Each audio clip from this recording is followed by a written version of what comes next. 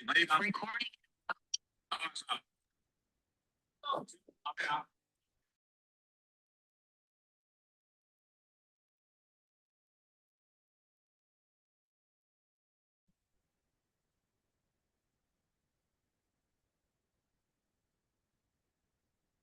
ચલો નવકાર મંત્રથી વર્ગની શરૂઆત કરીશું.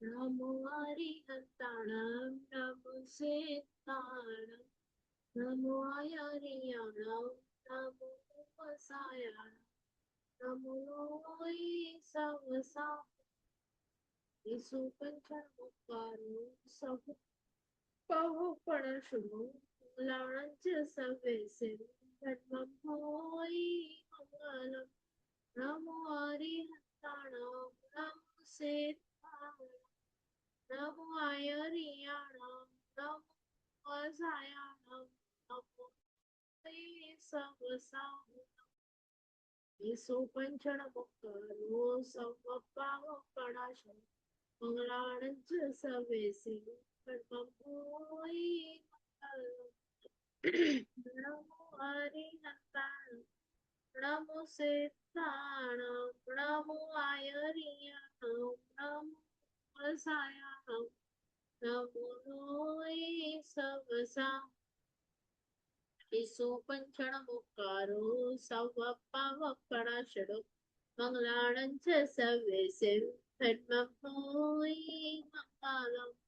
અધોલોક ઉદ્વલોક તીર્થલોકમાં રહેલા દરેકે દરેક ગ્રહ જીવ સ્થાવર જીવને સુખ મળે, સાતા મળે, સમાધિ મળે, જલ્દી જલ્દી બધા જીવો મોક્ષે જાય એવી પ્રાર્થના. તમે બધા શાતામાં છો? એવું ગુરુ પ્રસાદ. ચલો 2 મિનિટ રિવિઝન કરી લઈએ. સૌથી પહેલા આપણે નમો અરિહંતાણમમાં અરિહંત પદને ઓળખવા માટે શું કર્યું? તો અરિહંતજીના આપણે જે વસ્તુઓ જોઈ એનો એક વખત કરીએ કે ભાઈ અતિશયો કેટલા જોયા આપણે અરિહંત પ્રભુના? કોણ કહેશે? માઇક બધા ઓન જ રાખી દો. અતિશયો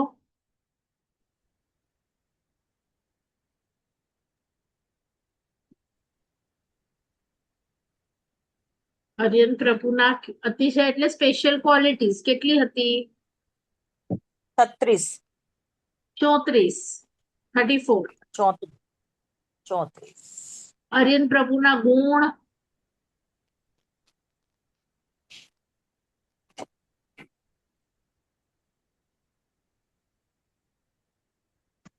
ગુણ 12 બરાબર. સિદ્ધ પ્રભુના ગુણ 8 હા સિદ્ધ પ્રભુના 8 ગુણ 8 બરાબર. કર્મો કેટલા આપણા?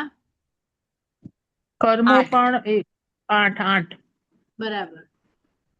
પ્રાતિહારે કેટલા આર્યન પ્રભુના? 8 બરાબર. કલ્યાણકો કેટલા? 5 એક પ્રભુને 5. બરાબર. સિદ્ધ ભગવંતમાં જે 8 આપણે ગુણો જોયા એમાંથી કોઈ પણ 4 ગુણ કહેશો?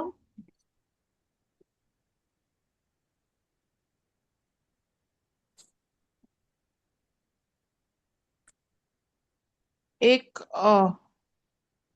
અનંત જ્ઞાન,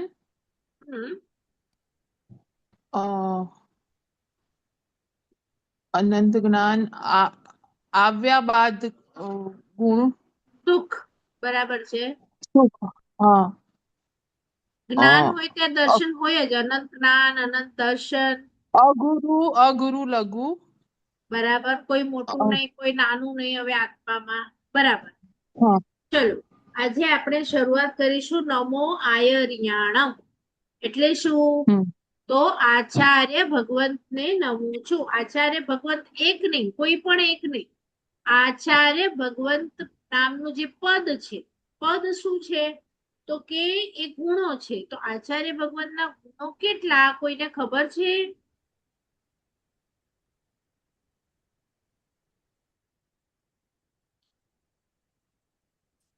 બોલો.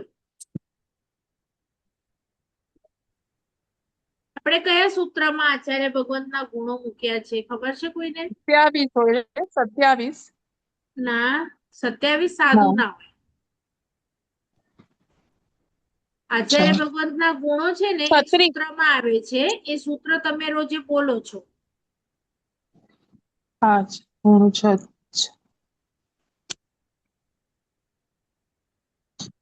ગમો આપણે ખામણા બોલીએ ત્યારે આવે આ 4 જ ગુણો. નહીં, એ તો નામ આવે. આચાર્ય ભગવંતના ગુણો આવે, ગુણ.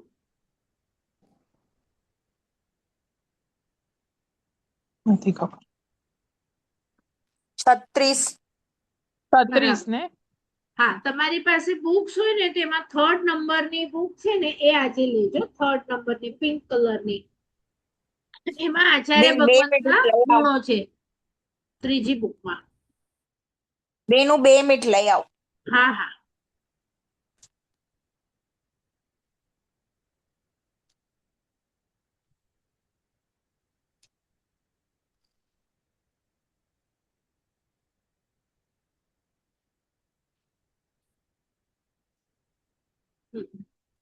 તો આપણે જ્યારે પણ સામાયિક લઈએ કે પ્રતિક્રમણ લઈએ ત્યારે ખબર છે આ મુદ્રા કરીએ.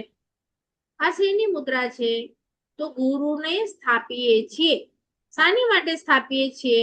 કારણ કે સામાયિક હોય કે પ્રતિક્રમણ હોય એ ગુરુની નિશ્રામાં કરવું જોઈએ. હવે આપણી પાસે હમણાં ગુરુ નથી તો શું કરીશું? તો ગુરુની સ્થાપના કરીશું. તો કેવા ગુરુની સ્થાપના કરીશું? તો અહીંયા લખે છે કે કોઈ પણ તમે ગચના હો તો તમે તમારા ગચના કોઈ પણ ગુરુનો ફોટો મૂકી દો અને એની સામે કરો તો એ ન ચાલે. તો આવું કેમ ન ચાલે? તો લખ્યું કે તમે જે સ્થાપનાચાર્યને સ્થાપો છો એમાં 36 ગુણ હોવા જોઈએ. એટલે આપણે શું કરીએ? પહેલા નવકાર બોલીએ આમ રાખીને, અને નવકાર બોલીને આપણે ગુરુની સ્થાપના કરીએ. તો પંચિંદ્ય યાદ આવ્યું કોઈને? સૂત્ર યાદ આવ્યું? સંવર્ણો તહ નવવિહ બ્રહ્મચેર ગુપ્તિધરો. બરાબર. તો આમાં જે શબ્દો છે ને એ શબ્દ પ્રભુના આચાર્ય ભગવંતના 36 ગુણો છે. તો એ પંચેન્દ્રિય સંવર્ણો એટલે પહેલું છે 5 ઇન્દ્રિયને સંવર એટલે કે કાબુમાં રાખે છે. હવે 5 ઇન્દ્રિયને કાબુમાં રાખે એવા મારા ગુરુ. તો 5 ઇન્દ્રિય એટલે કઈ?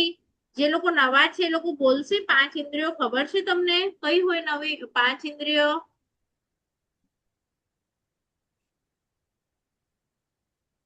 મોઢા પર હાથ રાખ્યું ને મોઢા ઉપર 5 ઇન્દ્રિયો છે. બોલો. આપણી સ્પર્શનેન્દ્રિય. નાક, પંચેન્દ્રિય, નાક, મોઢું, નહીં નહીં, આમ નહીં. આંખ. આ સ્પર્શનેન્દ્રિય, સ્પર્શથી હા, ઇન્દ્રિય. પછી હા, રસનેન્દ્રિય, રસ. રસનેન્દ્રિય. હા, હા, ઘ્રાણેન્દ્રિય એટલે નાક. પછી ચક્ષુરેન્દ્રિય, આંખ. અને છેલ્લે હા. શ્રોતેન્દ્રિય, કાન. આ જ સિક્વન્સમાં 5 ઇન્દ્રિય બોલવાની. સ્પર્શનેન્દ્રિય, રસનેન્દ્રિય, ઘ્રાણેન્દ્રિય, ચક્ષુ ચક્ષુરેન્દ્રિય અને અને શ્રોતેન્દ્રિય. બરાબર. હવે શ્રોતેન્દ્રિય. આ 5 ઇન્દ્રિયને કાબુમાં રાખવું એટલે શું? તો આ સ્પર્શ છે. તો સ્પર્શ છે ને 8 પ્રકારનો છે. બહુ સોફ્ટ હોય, બહુ હાર્ડ હોય, રાખ જેવો રૂખો હોય, ઘી જેવો ચીકણો હોય, વજનમાં ભારે હોય, હલકો હોય. આ બધા સ્પર્શ છે. તો કોઈ કહેશે મને તો ટેડી બેર નો સ્પર્શ જ બહુ ગમે, મને તો રેશમી શોલ નો સ્પર્શ બહુ ગમે. બરાબર. તો આ જે છે એ સ્પર્શને આપણને કાબુમાં નથી. આપણી સ્પર્શનેન્દ્રિય કાબુમાં નથી એટલે મને તો આવો જ સ્પર્શ ગમે એટલે સ્પર્શથી બહાર. પછી મને આવું જ જમવાનું ગમે, ગરમ જ ચાય જોઈએ, રોટલી ગરમ જ જોઈએ, આ તો પાણી તો ઠંડુ જ જોઈએ. તો આ કાબુમાં નથી. મને સુગંધ જ ગમે, દુર્ગંધ તો ગમે જ નહીં. હું આમ કરી દઉં કચરો આવે તો મને ગમે જ નહીં. તો આ પણ નાક કાબુમાં નથી. આંખ, મને આંખમાં કેવા હોય? 5 કલર હોય. વ્હાઈટ હોય, બ્લેક હોય, લાલ હોય, યલો અને ગ્રીન. તો આ જ મને ગમે, આ ન ગમે. તો આવું બધું આંખનું તોફાન હોય. કાનમાં પણ મને આ જ મ્યુઝિક બહુ ગમે, મધુર હોય, સાયલેન્ટ હોય, ને આ તો મને ગમે જ નહીં, આવું જેની પાસે છે એવા મારા ગુરુ નથી. મારા ગુરુએ પાંચેય ઇન્દ્રિયને કાબુમાં લીધા છે. એટલે શું? એને કોઈ પણ સ્પર્શ ફાવે, એને કંઈ પણ ખાવાનું ફાવે, એને કોઈ બી સુગંધ ફાવે, એને કોઈ પણ કલરનો મોહનો હોય, એને કંઈ પણ સારું ને ખરાબ, એને કોઈ નિંદા કરે તોય ન્યુટ્રલ હોય, કોઈ વખાણ કરે તો પણ ન્યુટ્રલ હોય. એને કંઈ એવું નથી કે મને આ જ ગમે, આ ન ગમે એમ. તો પાંચ ઇન્દ્રિયને કાબુમાં રાખવી કેટલી ડિફિકલ્ટ છે આપણા માટે. આપણે રાખી શક્યા છીએ આ ઉંમર સુધી કે આપણે એના ગુલામ છીએ? તો એ કેટલા મહાન છે એ તમને એમની મહાનતાનો, હવે જો દરેકના ઘરમાં જાય, ચાય ઠંડી હોય ગરમ હોય, જે હોય તે લઈ લે કે નહીં? ને એમના પાત્રા કઈ થર્મસ જેવા થોડી હોય કે ગરમા ગરમ જ પડ્યું હોય. બધાના ઘરના શાક હોય તો 3-4 બધા શાક મિક્સ. કપડામાં પણ ક્યાં એમનો મોહ છે કે મને લાલ ગમે ને પર્પલ ગમે? તો આવી રીતે હમણાંના સાધુને તો હજી કહી દીધું સ્ટ્રિક્ટલી, ખબર છે એમને 5મો આરો છે, પુષ્કર છે, તો વ્હાઈટ જ. પણ આગળના 22 હતા ને ભગવાન, ત્યારે તો બીજા ભગવાન થી 23મા ભગવાન સુધી સાધુ કોઈ પણ કલર પહેરી શકે એવું નહીં. એને જે પણ તમે આપો ને એ કલર પહેરે, કારણ કે એ સાધુ એટલા મહાન હતા કે એમને એ કલરમાં રાગ જાગે નહીં.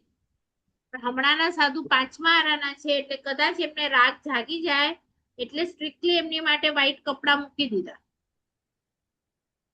એટલે અહીંયા જે તમને બતાડ્યું છે ને 5 ઇન્દ્રિયોના વિષયને રોકનારા, તો સામે છે ને સ્પર્શનેન્દ્રિયના 8 વિષય બતાડ્યા કે કોઈકને આ સ્પર્શ ગમે ને કોઈકને આ ગમે, શીત ગમે, ઉષ્ણ ગમે. તો આ 8 પ્લસ હવે રસનેન્દ્રિયના કેટલા ટેસ્ટ બતાડ્યા? 5 ટેસ્ટ બતાડ્યા, તીખો, ખારો, મીઠો. સુગંધમાં 2 બતાડી એટલે 8 + 5 + 3 પ્લસ શ્રોતેન્દ્રિયમાં 3 વસ્તુ બતાડી. જુઓ, સચિત એટલે બાળક રડે તે કોઈક જીવિત વ્યક્તિ હોય ને એનો અવાજ સંભળાય તો એ સચિત અવાજ કહેવાય.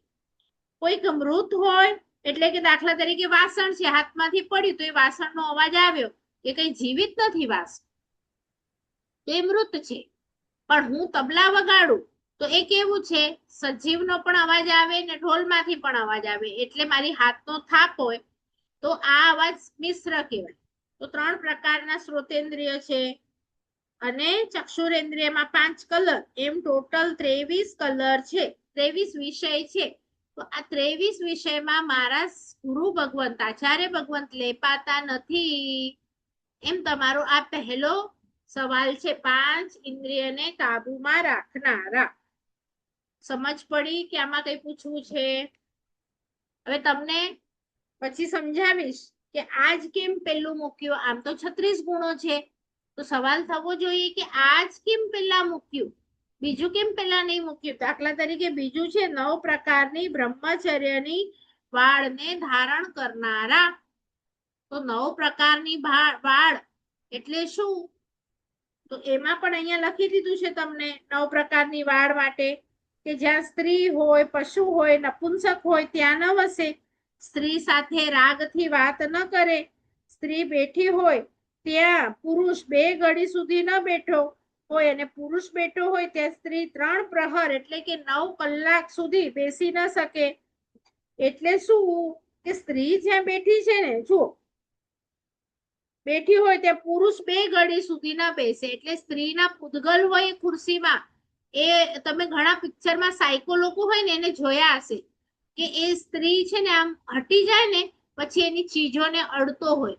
એટલે એની સાડી હોય કે એની ખુરશી હોય કે એનો રૂમાલ હોય કે, તો એ અડીને પણ એને એ વ્યક્તિ છે એવી અનુભૂતિ થાય. એટલે આપણે ત્યાં કીધું કે આપણે જ્યાં બેઠા હોઈએ ને એ બેસેલી જગ્યા ઉપર આપણા પૂદગલો થોડીક વાર સુધી હોય. એટલે ગુરુ ભગવાન છે ને સ્ત્રી બેઠી હોય ત્યાં શું લખ્યું? 2 ઘડી સુધી ન બેસે. 1 ઘડી એટલે 24 મિનિટ, 2 ઘડી એટલે 48 મિનિટ ન બેસે. અને પુરુષ બેઠો હોય આ સાધુ ભગવાન ઉઠી જાય ને આપણને આ ખબર નથી હોતી તો આપણાથી ત્યાં 3 પ્રહર એટલે કે 9 કલાક સુધી ન બેસાય, કારણ કે એમની જે ઓરા હોય પૂતગલ હોય એનાથી આપણે અટ્રેક્ટ થઈ શકીએ, બરાબર. તો આટલું ચુસ્ત બ્રહ્મચર્ય પાડવાનું છે. એમને ટચ તો નથી જ કરવાનું, પણ એમના ઉપકરણો અથવા તો એ બેઠા છે ત્યાં એ જગ્યા એ બધું પણ. પછી શું લખ્યું ચોથામાં? સ્ત્રીના અંગોપાંગ નિરખે નહીં, રાગથી નિરખે નહીં. દાખલા તરીકે આપણે ગયા ગુરુ ભગવાન ધામ વંદન કરીએ તો આપણને તો જુએ, પણ રાગથી ન જુએ એમ, બરાબર. પછી કોઈક રૂમ એવું હોય એમનો ઉપાસની બાજુમાં જ્યાંથી કપલનો કંઈક અવાજ આવતો હોય તો એ ત્યાં ભીત રાખીને એટલે સાંભળે નહીં. આગળના કોઈ વિષય પોતાના હોય એ સંભાળે નહીં. ચીકણો સ્વાદિષ્ટ આહાર કરે નહીં, કારણ કે આવો આહાર કરીએ ને તો આપણને અંદરથી આ કામ ભોગ વાસના એવા વિચારો આવે.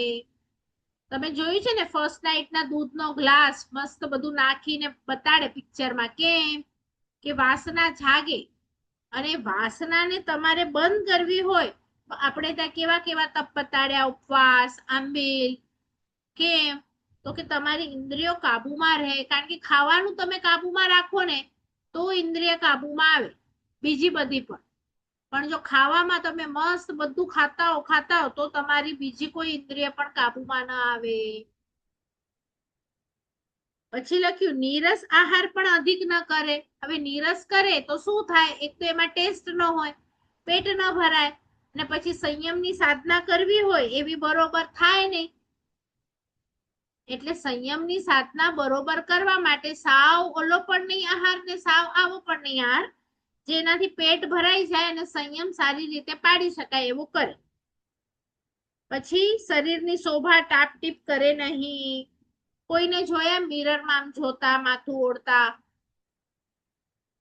કોઈ નહીં.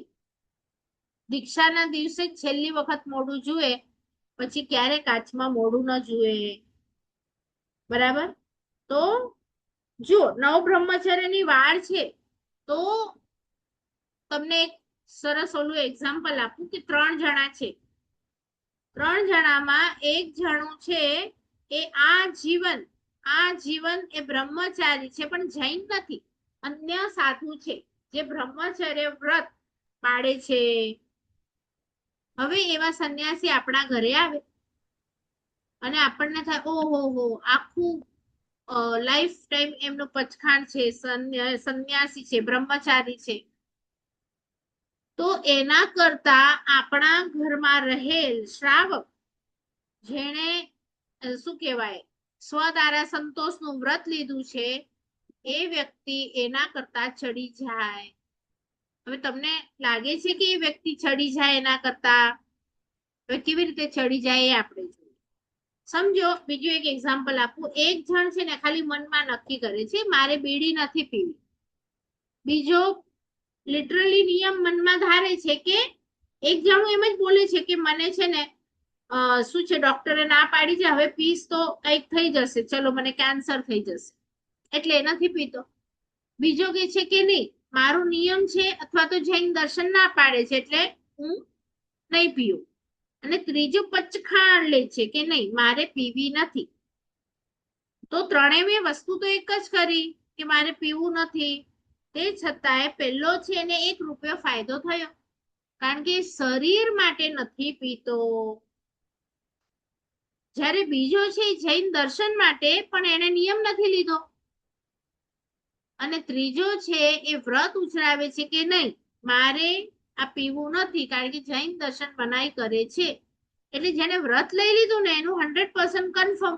ઓલો જેને નક્કી કર્યું છે ને એમાં કેવું થાય કે તમે થોડોક ટાઈમ સુધી ફર્મ હો, પછી તમને કોઈક આવે એવું ને કંઈક કે તો તમને થાય આમે ક્યાં નિયમ લીધો છે, ચલો ને પી લઈએ.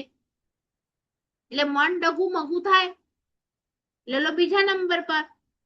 અને આને તો નિયમ જ લઈ લીધું એટલે એમાં હવે કોઈ છૂટ જ નથી. એટલે ઓલાને 100 રૂપિયા ફાયદો થાય, પેલો છે ને 1 રૂપિયો થાય, ને બીજો છે ને 11 રૂપિયા થાય, ને ત્રીજો છે ને 100 રૂપિયા થાય. તો આટલું ડિફરન્સ થઈ જાય. હવે બ્રહ્મચારીની વાત કરીએ તો જે બ્રહ્મચારી છે ને એને કદાચ એવું થયું હોય કે કોઈ છોકરી ના મળી હોય ને પછી એને બ્રહ્મચર્ય સ્વીકારી લીધું, એટલે અંદરમાં આજીવન બ્રહ્મચારી રહેવાનો ભાવ નથી, પેલો તો એ જોઈએ.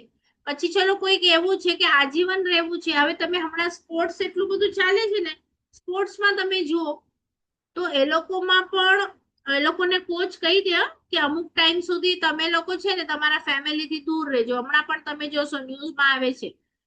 તો કે એમ તો કે સ્પોર્ટ્સ સારી રીતે એ લોકો રમી શકે. હવે આવા લોકો સમજો બ્રહ્મચારી પાડે, એમને થાય અમે તો બ્રહ્મચારી 6 મહિનાથી, તો એવા બ્રહ્મચારીની અહીંયા કોઈ વેલ્યુ નથી કે તમને શરીર સારું રહે માટે તમે પાડો છો.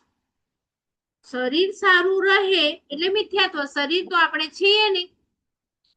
આપણે તો બ્રહ્મચર્ય પાડવાનું છે કે મારું પ્યોર સોલ, હું જે આત્મા છું ઈ પ્યોર થાય.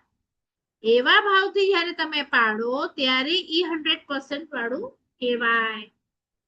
તો 100% એટલે આત્મામાં રમણતા હોવી જોઈએ, આત્મા માટે તમે પાડતા હોવા જોઈએ, નહીં કે શરીર સારું રહે એની માટે. એટલે મગજમાં બેસે છે બંને પાડી જ છે, પણ લક્ષ્ય જો તમારું શરીરનું હોય ને લક્ષ્ય તમારું આત્માનું હોય તો પછી આપણે ત્યાં શરીર વાળાને 1 રૂપિયો કહેવાયશું આપણે અને આત્મા વાળા માટે 100 રૂપિયા કહીશું. સમજાયું કે નહીં? ચલો, તો આવી રીતે મારા ગુરુ બ્રહ્મચર્ય પાડે છે 9 પ્રકારથી. તો આને પેલું ન મૂકતા પેલું 5 ઇન્દ્રિયના કાબુમાં કેમ મૂક્યું? આવો પણ સવાલ થવો જોઈએ. તો કે છે પણ કે આમાં તમે કીધું છે બેન, તમે કીધું આમાં કે સ્ત્રી બેઠી હોય ત્યાં પુરુષ 2 ઘડી ન બેસે અને પુરુષ બેઠો હોય ત્યાં સ્ત્રી 3 પ્રહાર સુધી ન બેસે. તો એટલે આપણે પણ ત્યાં મારા સાહેબ આ તો ઘરની પણ વાત છે. તમે ઘરમાં પણ વ્રત લો ને તો ઘરમાં પણ ન બેસાય. મારે સાહેબ નું તો છે જ, પણ મારે સાહેબ ને પણ છોડી દો ને. ઘરમાં પણ જે લોકો વ્રત લે ને, ચોથા વ્રત લે ઘણી વખત ઘણા લોકો કે આંશિક એવી રીતે, તો ત્યાં પણ એ લોકો ન બેસે. ને તમે બેસો ને એટલે તમારા ભાવમાં પલટો આવે જ. કારણ કે ત્યાં જે પૂતગલ આપણે જે વરગણાની વાત કરી હતી ને, સિદ્ધ ભગવતમાં આખા બધા ઠેકાણે વરગણાઓ છે, તો આપણી બોડી પણ કાયમ અમુક પૂતગલોને છોડતી હોય ઓરામાં અને અમુક ગ્રહણ કરતી હોય. તો હવે જે મેં છોડો છો એ ખુરશી પર છે, એટલે તમારી બોડી ઈ ગ્રહણ કરશે એટલે તમને વિકાર ભાવ જાગશે.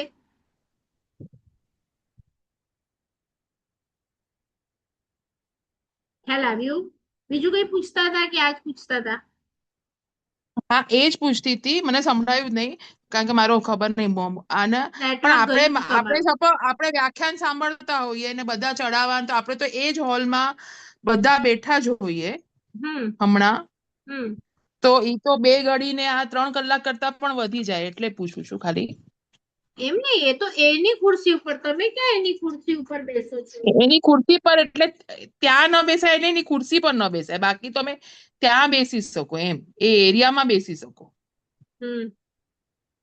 અચ્છા,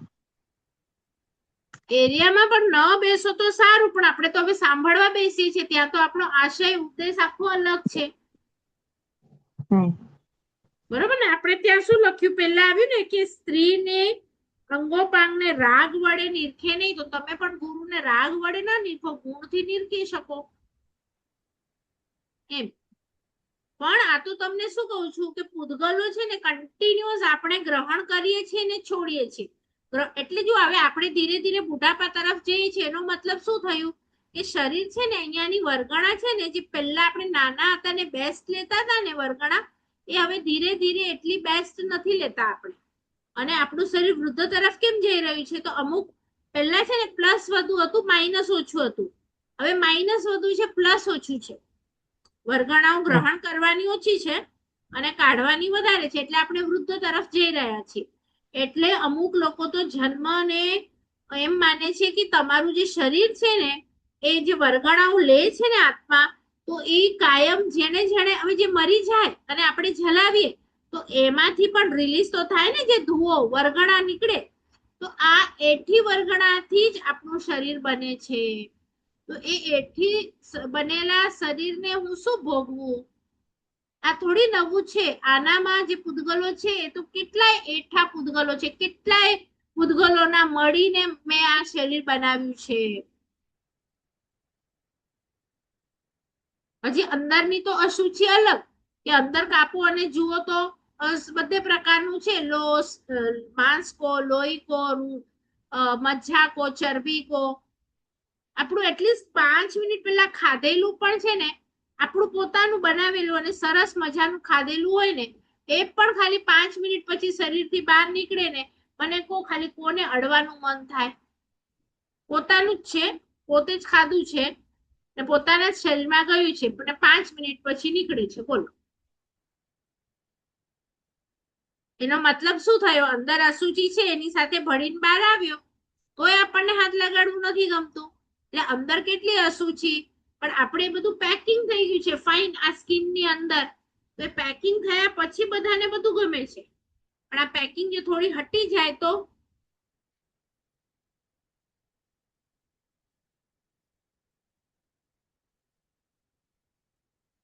બરાબર.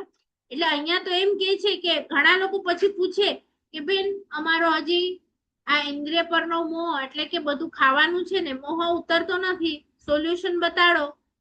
તો શાસ્ત્રમાં કીધું, તમે તો પૂછ્યું નહીં, ખબર નહીં, તમારો મોહ જ નહીં હશે કદાચ, પણ હોય તો તમે સમજો જે પણ આઈટમ કહો કે મારો આ છે, તો ખાલી એટલું ચિંતન કરવાનું કે સમજો રસગુલ્લો છે, રસગુલ્લો શેનાથી બન્યો? ભાઈ દૂધ. દૂધ ક્યાંથી આવ્યું? ગાયના પેટ. ગાયના પેટમાં શું હશે? ખાય તો બિચારી ઘાસ છે, બરાબર. તો આ ઘાસ થી આખી જર્ની શરૂ થઈ છે આની, અને કાલે આ રસગુલ્લો શું બનીને નીકળશે, એની આગળની ને પાછળની આપણે જોઈએ ને જર્ની, તો ધીરે ધીરે ધીરે એના પરથી આપણે ખાઈશું પેટ ભરવા માટે, પણ એનો જે આપણે આસક્તિ ભાવથી ખાતા હતા, ઓ વાવ, એ ધીરે ધીરે ધીરે ઘટી જશે. હવે જે મળે તે ચાલશે, એમ. ખ્યાલ આવ્યો?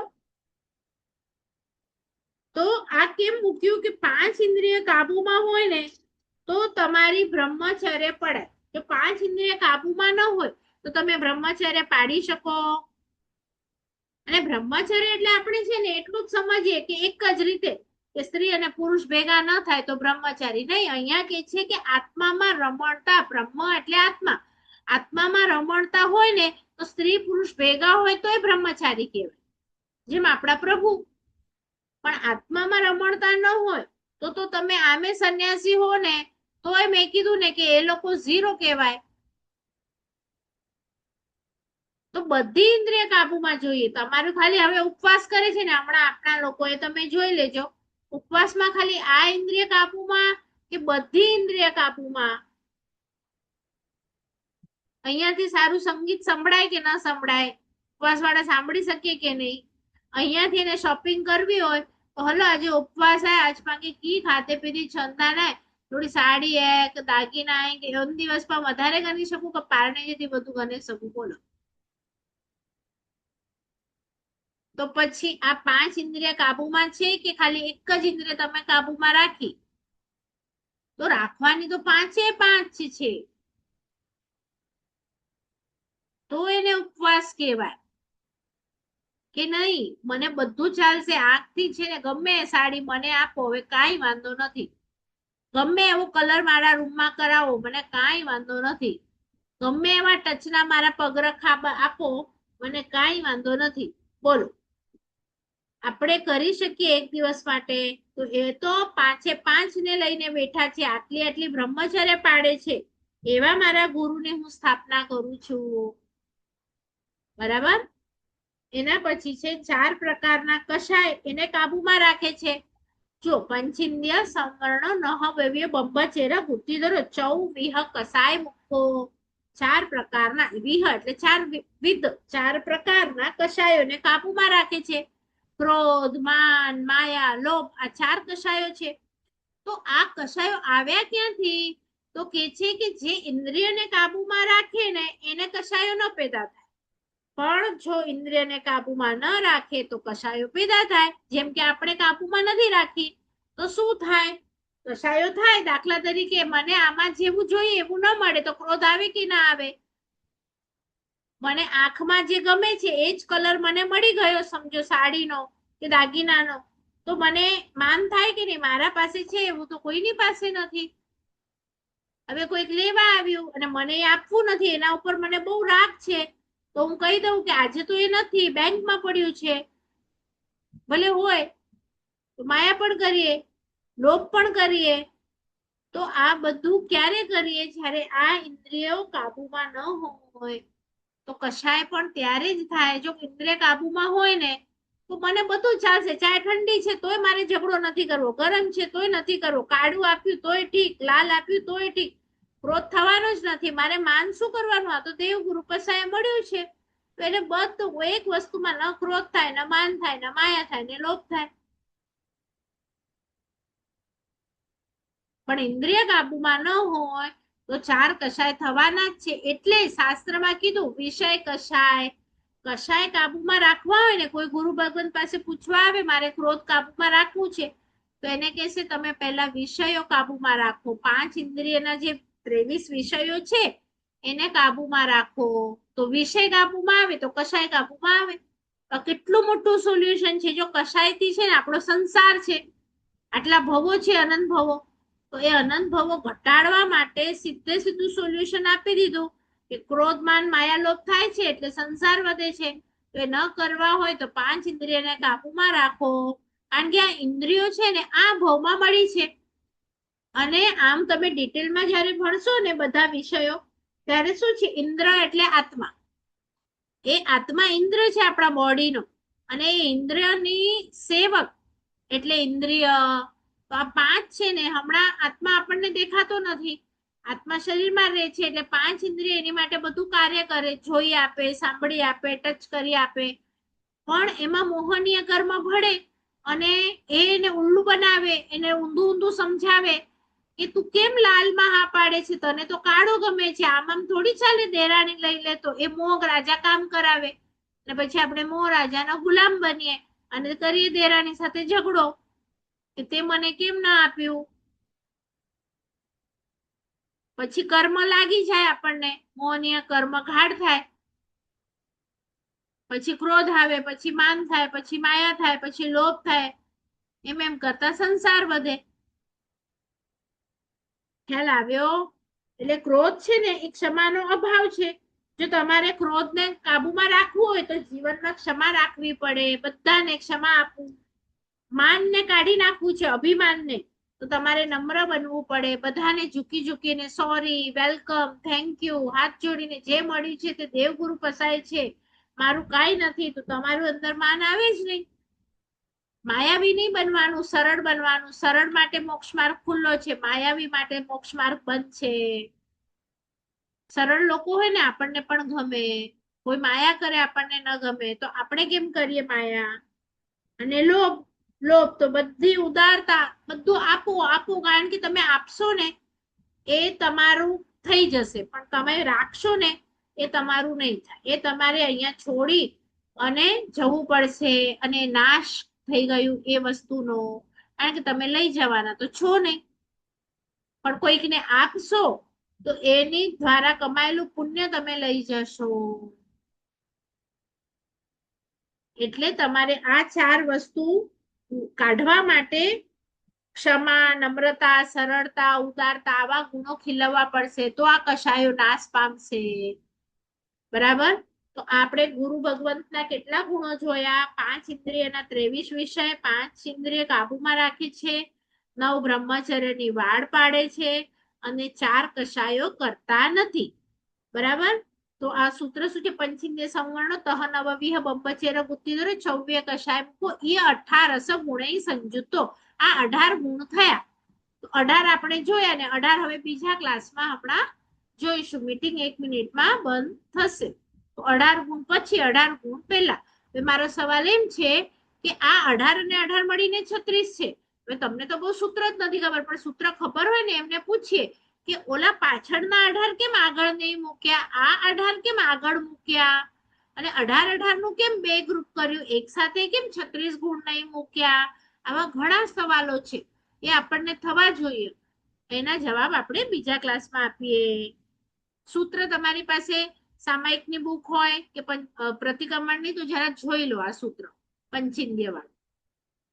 ચાલો, કોઈને પ્રશ્નો હોય તો હમણાં કહી દો, તો નેક્સ્ટમાં સ્ટાર્ટ કરીએ ત્યારે લઈ લે. 36, 18 સમજાયા?